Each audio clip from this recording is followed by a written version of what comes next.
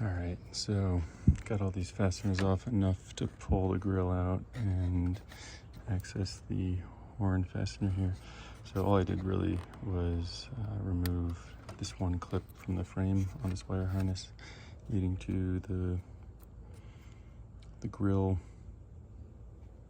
deflector thing. So here's the horn harness. It's connected to the rest of the assembly, so we'll have to try to remove that.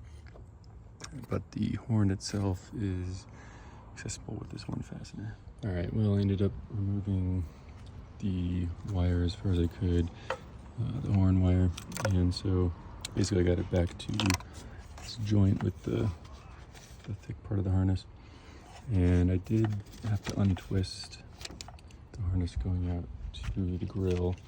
I disconnected this guy as well from the lower region and all these clips.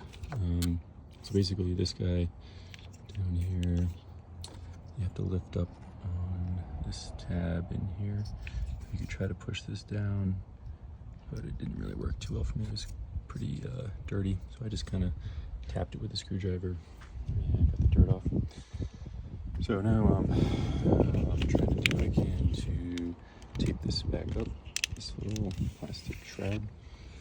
And I'm probably not going to be able to get in here, but I don't think it's worth trying to pull the harness out any further. And then we'll see. I got a stud over here. Some other guy on YouTube was saying there's a stud over there in his truck.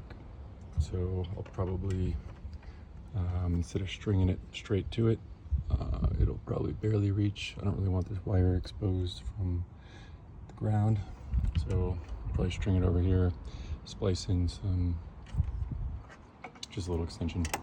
When you're removing this grill, it's pretty straightforward. There's these fasteners over here on the edges and then the clips on the top. You have to be just careful about this flap here. Basically hold it up as you work your way over here because it'll get caught under this.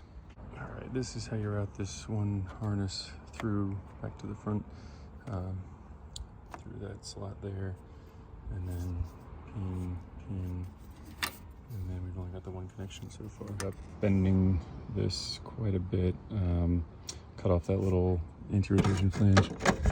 It's on there decently. So the nut, or sorry, the nut ended up finding is actually from this clamp. One of these hoops, this rear hoop removes, and I can like flip it and put it back here.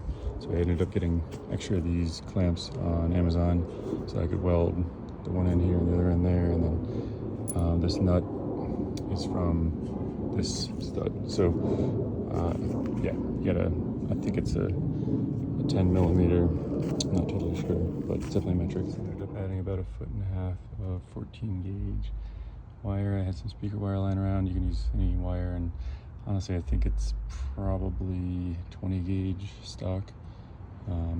Yeah, so that's it.